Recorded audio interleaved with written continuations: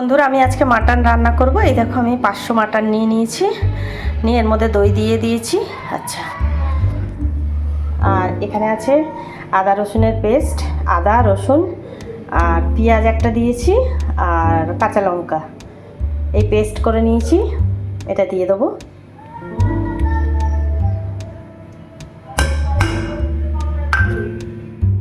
আচ্ছা, দিয়ে দিলাম পরিমাণ মতো নুন,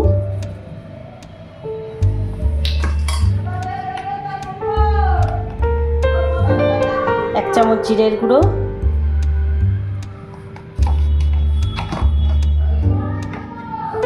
এক চামচ হলুদের গুঁড়ো,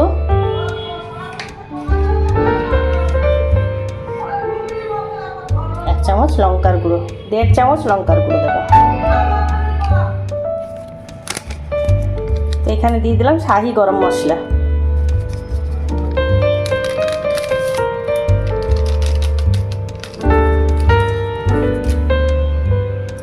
আর আরেকটা জিনিস দেবো, সেটা হচ্ছে পোস্ত বাটা।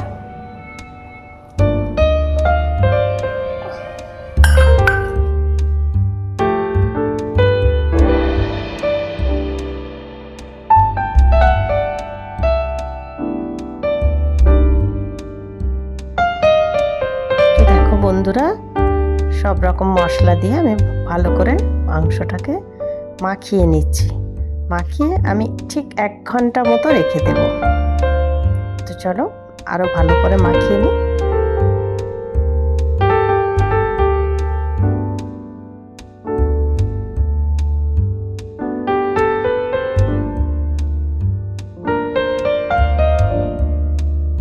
তো বন্ধুরা, তোমরা সবাই যে যার মতন করে মাটন রান্না করো, সবাই কম বেশি খাও মাটন। তো আজকে আমি যেভাবে বাড়িতে তৈরি করি মাটনটা, সেভাবে তোমাদের সঙ্গে শেয়ার করলাম। তো এখানে দেখো কড়াই তেল দিয়ে দিয়েছি, দিয়ে আর আলুগুলো ছেড়ে দিলাম, আলুগুলো ভেজে নেব। সেই সাধারণভাবেই রান্না করব, যেভাবে সবাই করে। তো আলু ভাজতে গেলে একটু নুন দিতেই হয়, এগুলো বলার কিচ্ছু নেই, কারণ সবাই জানে। আমি তো অ্যাকচুয়ালি আমার তো রান্নার ভিডিও নয়, আমার তো হচ্ছে ব্লগ ভিডিও, কিন্তু মাঝে মাঝে একটু রান্নাবান্নাও দিতে হয়, ব্লগের সাথে রান্নাবান্নাও তো থাকে। তো দেখো আলুগুলো খুব লাল লাল করে ভাজা হয়ে গেছে আমার। তো এবার আমি আলুগুলো তুলে রেখে দেবো। রেখে দিয়ে আমি যে কুচনো আলুগুলো তুলে নিয়ে দিয়ে দিলাম তেজপাতা তেলের মধ্যে, তারপরে দিয়ে দিলাম কুচনো পেঁয়াজ। তো দিয়ে পেঁয়াজটাকে একটু ভালো করে ভেজে নেব, যতক্ষণ না একটু ব্রাউন কালার হয়। তো পেঁয়াজটাই যে আস্তে আস্তে লাল হয়ে গেল, ভাজতে ভাজতে একটু ব্রাউন কালার হয়ে গেলে তারপরে আমি এখানে মাটনটা দিয়ে দেবো। তো এই দেখো 1 ঘন্টা পরে মাটনটা আমি ঢেকে রেখে দিয়েছিলাম, দিয়ে দিলাম মাটনটা দিয়ে খুব ভালো করে কষাতে হবে বন্ধুরা।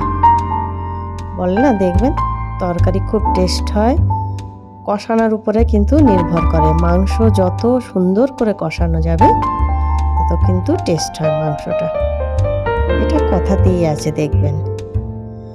ওই যে বলে না, আমার দিদিমা বলতো, যদি হয় মশলা যদি হয় চন্দন, তো স্বাদ হবে। বন্ধুরা, আমার এই মাটনের ফাইনাল লুক তো কেমন হয়েছে তোমরা সবাই কমেন্ট বক্সে একটু জানিও।